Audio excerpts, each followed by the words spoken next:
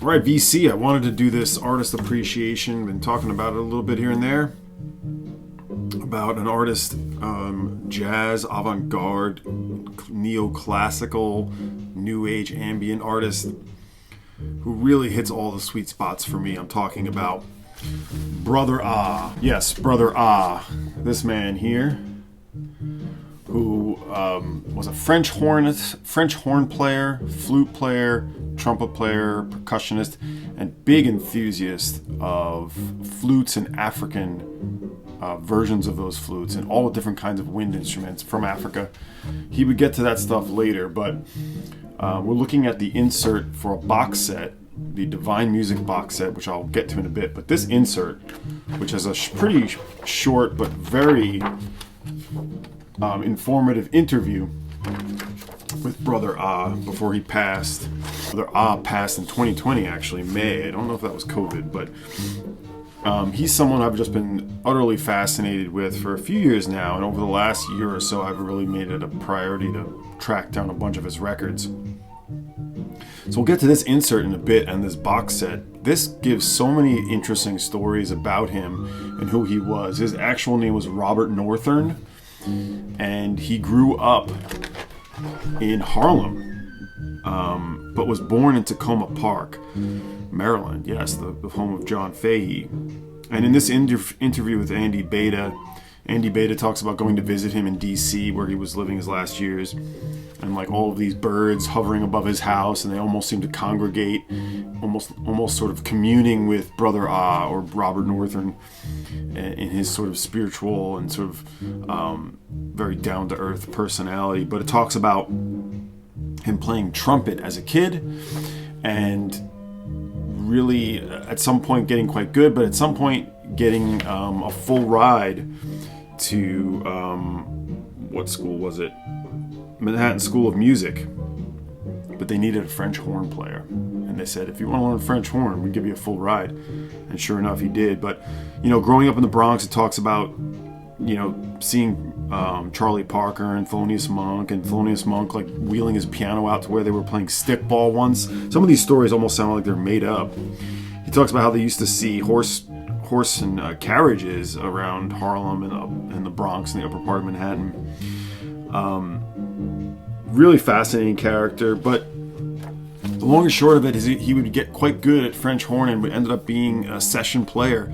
And he was invited by Gil Evans to sit in with him and perform with the orchestra. And he could sight read. And if you were sight reading and professional French hornetist or hornist, French hornist, at that time you were getting work because there was not as many of them. And so I think a lot of his career playing French horn in those early days probably isn't credited as far as I know. I don't have a ton of records outside of the Brother Oz where he appears. I'm going to show you what I do have, because it's important. I got this from Chris Cole not too long ago. It was a VCLT. Robert Northern was invited to play in this session. Coltrane called him up, and he talks about turning up at Inglewood Cliffs, I guess, right? This would have been recorded in Inglewood Cliffs. And, Eric Dolphy, who plays on this and conducts, and John Coltrane turning up super late, and all the musicians were waiting around for him to come. And just felt like, as soon as Coltrane walked in the door, it was just like kind of like the seas parted or whatever he says. This is on this label. So that story about him recording Africa Brass is in this insert. Again, this insert comes from a box set I'm going to show you towards the end, which features 3 unreleased albums by Brother Ah. But talking about it, so this talks about how, he was starting to play with all kinds of people. He talked about playing with Elvin Jones and Sun Ra. He got involved with Sun Ra. He was doing day gigs, playing for orchestras, doing session work, and he somehow got turned on to Sun Ra, and it talks about him meeting Sun Ra via Pat Patrick, who was a mainstay in the band. And it was when Sun Ra was at the Slugs, and they invited him down to play. And I guess when you auditioned for Sun Ra, he would let you sit in with the band that night, and he would put you Sun Ra would plant you right next to, if you were, he planted Brother Ah, Robert Northern, right next to Sun Ra. That was new and customary with any new musicians entering the band. If you were new, you were right next to Sun Ra so he could hear you. And it talks about here, some of those early experiences, the audition, where he was able to sort of he could read music better than most of the people in the band, I guess.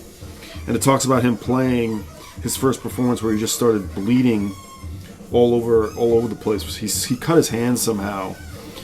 And he talks about this being his baptism by blood by Sun Ra on stage at Slugs with John Gilmore, Marshall Allen, the whole crew. And so, he was doing session work and working long days and then playing with Sun Ra at night. And that is what we're listening to. Janus by Sun Ra. This is the first vinyl edition of this, which was, an RSD. Now, I'm sure he's on other Sun Ra music, but as far as I know, I don't know if I have it. He may not be credited properly. I have a lot of Sun Ra, but just by doing a quick search from Discogs, this is the one that he's certainly on. So at some point you'll hear him doing a French horn solo. So by no means was he a very integral part of the Sun Ra band. That's not to put him down. That's just to say he was sort of part of the whole makeup of the band, with occasional solos. And he was a composer too, and he was learning from Sun Ra, and most importantly learning about Sun Ra's spirituality and sort of idea of black Afrofuturism, that idea that Sun Ra was talking about constantly in his ideas about the cosmic interplay of everything, I guess. But this is a cool record, and I've sold a lot of Sun Ra reissues. I decided to keep this one, and that's what we're playing on in the background. It's a bunch of different stuff on here. You get, obviously, we're in the mini mode part. I won't get too far into this, but Brother Oz featured on this. He's on a handful of records that are, in Discogs. There's probably more that I'm missing. Here's another one he's on. This is an interesting all around. And of course, playing French horn, or as he's known here, Bob Northern. But you get Benny Maupin on tenor, James Spaulding on alto sax and flute, Julian Priester trombone, Lee Morgan trumpet, Howard Johnson tuba, Dave, Joe Chambers drums, Herbie Lewis bass, and of course McCoy on piano. This is a really excellent, little bit sort of post bop, more hard bop, I'd say even, Nice record. Tender Moments on Blue Note, of course. This is a Liberty pressing. It's an early pressing. I believe it is a Van Gelder. Just since we're talking. Actually, it's not. This is not a Van Gelder, but whatever. It is the Liberty. But so Bob Northern was, learning about spirituality, becoming more ingrained in making his own music. He talks in here about when he started making his own music, how he used to hear it in his head, and he would sit up all night thinking about it, like just sort of composing in his head, walking home from his gig for the evening. Another one he plays on, this came out around the same time as his first album, which I'll talk about in a second. This is a beautiful record and pretty affordable to get. Charlie Haden, the Liberation Music Orchestra on Impulse. So this one you have a hell of a personnel here. Bob Northern is right in the middle. Brother Ah, as he's known. But Don Cherry, of course, you can see him sitting down with the two different flutes there. The personnel is sort of like listed out. It's not listed out, it's sort of in the paragraph. Oh, here we go. Gatto Barbieri, Dewey Redman, Michael Mantler, Roswell Rudd, and Bob Northern is credited with French horn, but also hand woodblocks, crow call, bells, and military whistle. More tuba, Howard Johnson, Paul Motion is percussionist, Andrew Cyril, percussion instruments, Sam Brown guitar, Tanganian guitar, thumb piano, and Carla Bley, piano, tambourine, and Charlie Haden leading the group. So this is, if you don't have this, everyone should, and probably a lot of you do. But as I said, Brother Ah was learning about spirituality, learning about playing in a band, and he would soon make his own band called Sound Awarness, and that's sort of the band he credits on almost every one of his records. And one of the questions in here, great, this insert is just so good, is like, how did he get the name Brother Ah? Here's the first LP, this magically fantastic cover on Strata East, his only LP for Strata East. This is just what a beautiful copy. Not a clean, I don't know, my copy looks clean. I think it might not be the greatest pressing in the world. It looks like spotless and it has some issues, but still cool though. Still an atmospheric listen. Anyway, Brother Ah became Ah because I guess it stems from his story with Don Cherry. Don Cherry asked if he would take his classes over at Dartmouth College in Hanover. So Brother Ah went to Dartmouth to teach. And I guess, because they were saying, did you get it from Sun Ra? If Sun Ra was Sun Ra, did he call you Ah, like Brother Ah? And no, it certainly has something to do with being in class. It says, somehow through the music or through my lectures, whenever I walked into the classroom, the students would all say, Ah, Ah. And they just started calling him Brother Ah, so it was a joke. But the student from Egypt told me that Ra is the name of the sun, and Ah is the name of the moon. And the Sufi student he had said, we swirl around the desert to the sound, Ah, to strengthen the heart chakra, to develop love in the heart, which is all very much part of Bob Northern's spirituality. So everybody came to me with meanings of the sound, Ah, in their culture, so it stuck. Later, he drops the extra H so that it numerologically balanced with his family given name of Robert Northern. So you'll see on the third record, he's known as just Brother Ah with one H. But this first LP on Strata East, it may be my favorite of the three proper records. The whole first side is a psychedelic excursion. It's super sparse, kind of similar to what we're hearing right now with this Sun Ra Janus LP. Now you might say, why am I not playing these Brother Ah records? Check them out on your own. Just dig them to them. Let's stream them. They've all been reissued. They're beautifully immersive and really grab your attention. But this is with the M Boom Orchestra featuring Max Roach. If you know, that record on Strata East is near impossible to find and probably the rarest one. But here's another way to hear him is on this record. And on the first side, it's really the Sound Awarness Ensemble, Brother Ah's group, which features Pat Dixon on cello, Barbara Grant doing soprano voice. Now, there's going to be way more vocals on the later records. This one is more atmosphere. And Barbara Burton playing percussion, and Mr. Brother Ah, French horn, flutes, and natural sounds. The whole first side is this really cool cosmic ambient, very subtle, very atmospheric, percussive, and just a again, immersive is a word I keep thinking about. Really feels that way. And Max Roach joins with the M-Boom Percussion Ensemble, which features, I mean, they're not credited, but I believe Joe Chambers is in that. I'm forgetting some of the names off the top of my head, but so Brother Oz on the second side, which is the love piece, playing French horn, African three-hole flute, and the 90-voice sound awareness ensemble conducted by Brother Oz, which is a big vocal ensemble. And this one turns into this like call and response, or not a call and response, but just like a poetic frenzy by Max Roach. Max Roach sort of leading this thing about love and sort of, you're definitely part of the, the social movement by African Americans in the late 60s, sort of all inspired by that. Absolutely stunning record. So it talks about, at the time of this recording and release, he was indeed present at he was a resident and lecturer at the Department of Music at Dartmouth College in New Hampshire. It talks about him being involved in Sun Ra's Intergalactic Orchestra, and that his own group, the Sound Awareness Ensemble, formed in 1969. He thanks Sun Ra on the back up here too. So again, these are reissued by the manufacturer label. The music on the second side is actually all made by Max Roach, but the first side, that atmospheric sort of percussive excursion, is all Northern's music. So Sound Awareness on the Strata East label, I believe the it's 1972 on this one. That's covered a little bit here. Here's the label, the Strata East label, of course.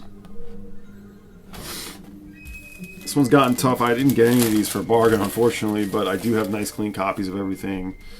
Just this cover art is just so mind-blowing. I know a bunch of you have this out here. Alex Diamond Marimba, I know, is a fan of this. Out of the quagmire of self-hatred, love, love, love, love. Out of the insidious pull of negativism, yes? Out of the cesspools of self-pity,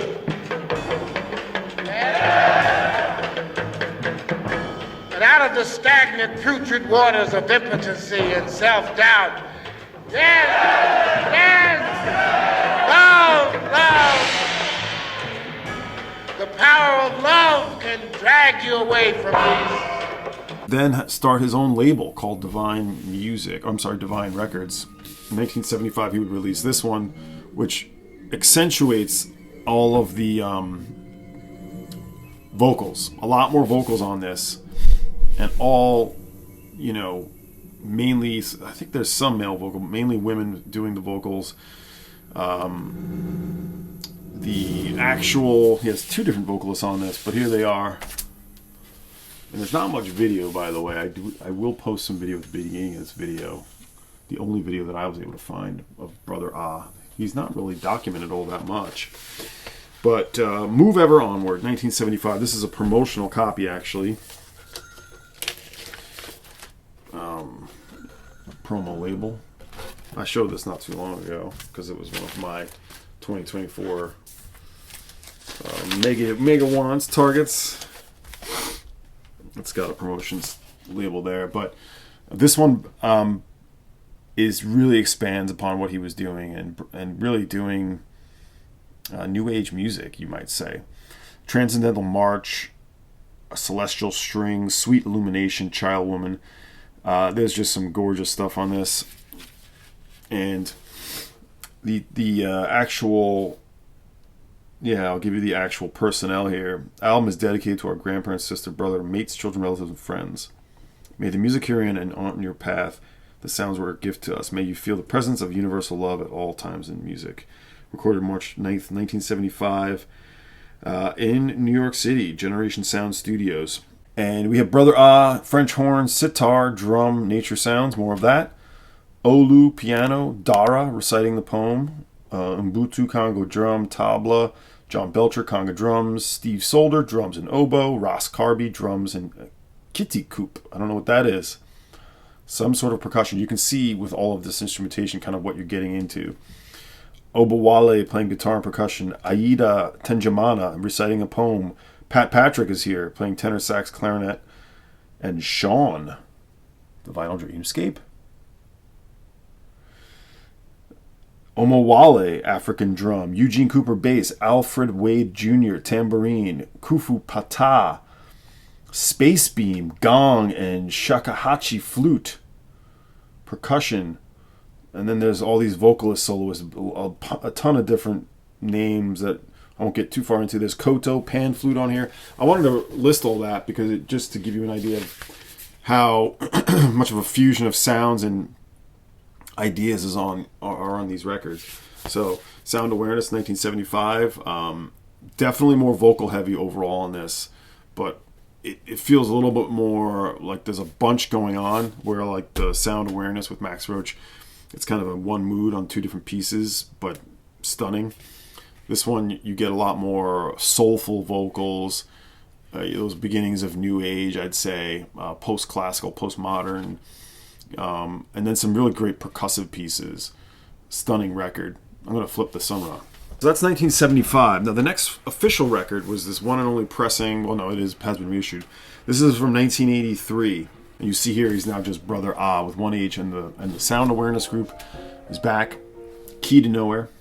This stock cover. Of course, I got this at WFMU Record Fair 2024. Probably the toughest one to get, or the one you seldomly seen, although it has been popping up recently. This is from 1983. Now you might think, what happened between 75 and 83, and what was he up to? Well, we're going to talk about that in a second. But again, it's on his own Divine Music label. The red label's here. And I'd say this one, now don't get me wrong, I love all three proper records. This one I probably like a little more than Sound Awareness. It's a little more avant-garde, I'd say. But it's really the same type of formula. Like more soulful vocals, percussive workouts, a wide array of African instrumentation.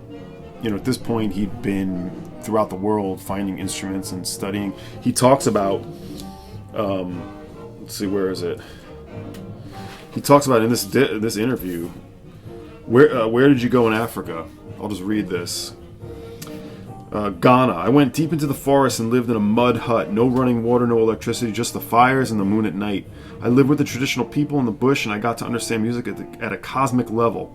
And I truly understood the language of different animals, and I began to play with animals, particularly when I went to East Africa.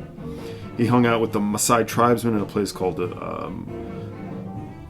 somewhere in Tanzania. But he talked about just everything he heard becoming an instrument. Leopards, cheetahs, flamingos, birds, giraffes, elephants. And he talked about, what instruments did you bring back with you? A bag with several bamboo flutes. He talked about living, let's see, yeah, like he was just living in a spot where there were lions around him, and he had to just sort of be calm, and he would play the flute, and monkeys would come out and stuff like that. I got into the monkeys, I got into the animals, I got into nature, I got into the wind. So Sound Awareness is becoming aware of all these sounds and connecting with nature. This is really where my philosophy came together. I play for the monkeys so much, I learned how to communicate with them. I can hear with my eyes, and I can kind of see with my ears. I guess you could put it that way. So that's what we're getting. And that carries on into records like this. So this is recorded in 1983, manufactured by the major recording studio, Waynesboro, Virginia. At this point, he's in Washington, D.C. So the personnel, a little bit smaller, but equally, diverse. Brother Ah, Robert Norton, flute, French horn, harmonica, Nyamka, and the shell horn. See him here, he's playing a shell flute anyway. Nassar Abade, drums, percussion, Baron Bow. Barbara Burton Tootin, percussion. Mike Bowie, acoustic electric bass. Jeff Majors, harp and imbiri. Jeff Majors is a name. Marvin Tootin, guitar. Valerie Yarbrough, percussion on track 2, 4, and side B. And the vocalist on this one, Nataska Hassan Youssef, who's also playing gong and finger cymbals, and she's the prime vocalist who turns up here doing a lot of those soulful vocals. A time in your life when you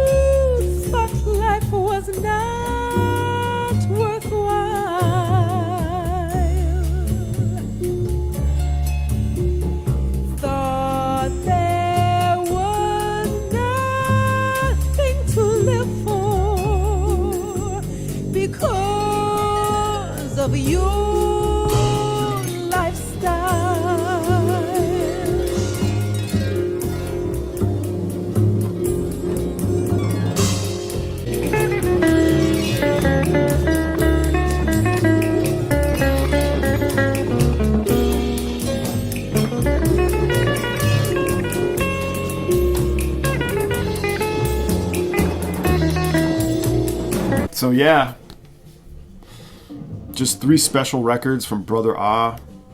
I've sort of talked a lot about, you know, where he's coming from, and really such an interesting and brilliant career. This insert really gives you the whole story, and it's part of this box set, Divine Music. Now, I knew about this box set because the manufactured label, which is the one that reissued the records proper, put this out, but I thought it was a box set of just the albums that were broken out to be separate releases. No, this is 3 individual unreleased records, all coming from the same perspective, same ideas, same sort of style.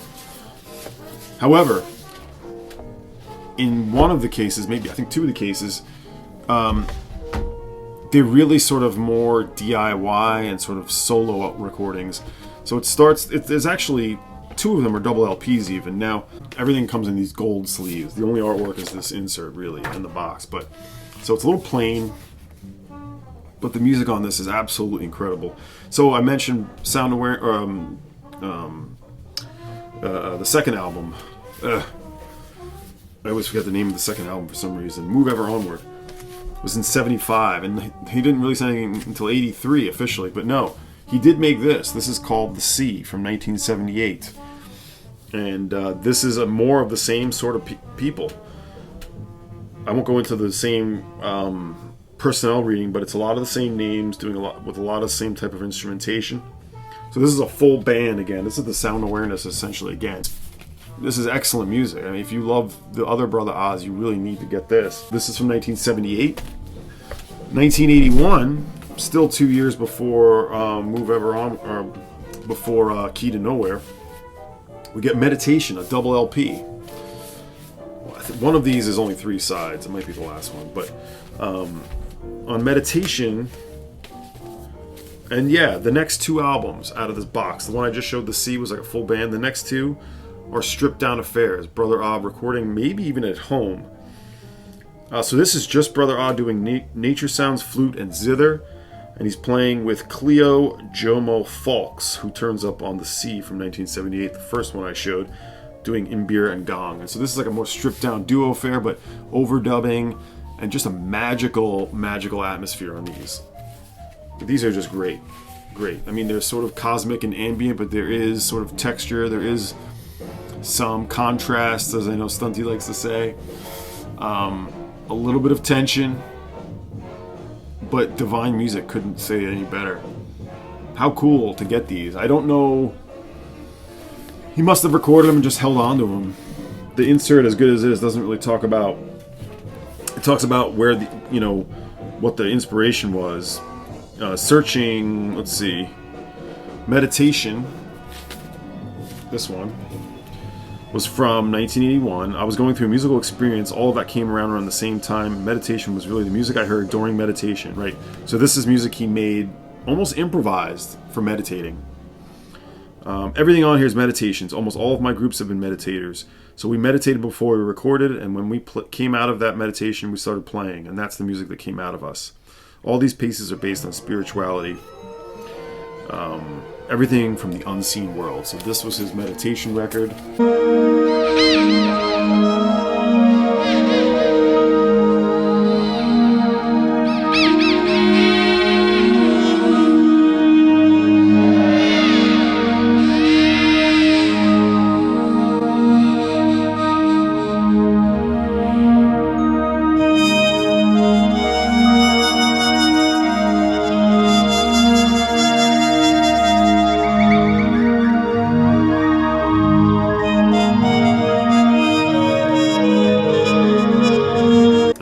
LP in the box, and this is the clear vinyl edition, by the way. There's a black vinyl edition. I got very cheap for like, I think it was $35. The prices came down. I think they just made a lot of these, so the price is still not bad. I think it's like around $50 or $60 right now. I encourage you to get this if you like this music. But the last one, Searching, 1985. This one is Brother Ah with Richard Ashman doing synth, so we get some synth finally. Percussion engineer Richard Ashman, Brother Ah trumpet, flute, Western, Japanese, and African flutes, percussion, harmonica, and the conch shell. And this again is similar style, like that sort of ambient home-recorded cosmic sound. I composed Searching in '85, and it was really somewhat of a visual kind of experience that I was having at the time. I imagine it was basically influenced by Sun Ra. I mean, I didn't copy anything from Sun Ra, but the whole idea was searching for another planet. It begins with a muted trumpet solo, and I was searching, going at sunrise and traveling from planet to planet. It's really a space, understanding that I was searching for a more peaceful planet than Earth. When I was performing, it was like I had left my body and I was playing in another sphere. Who can't relate to that? This is the third album of the box set, which is all unreleased once again. Divine Music by Brother Ah. I'm going to leave it there. Let me know if I forgot anything, if I left anything out. He's, like I said, a little under recorded. He could have probably done more, or there might be more out there that I'm forgetting. Certainly records where he's been contributor. I feel like I showed some key ones. There's probably a few more I just don't have, but certainly a fascinating figure just in terms of what he did and who he played with.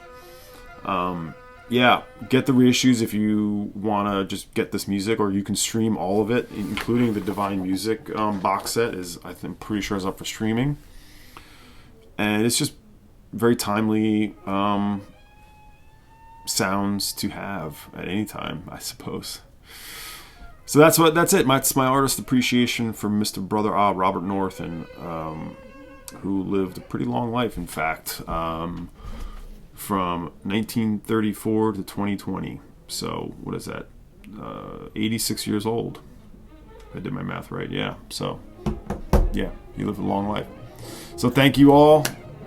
Hope you enjoyed that artist appreciation, and feel free to throw out some comments about some stuff I may have missed for Mr. Ah. Take care.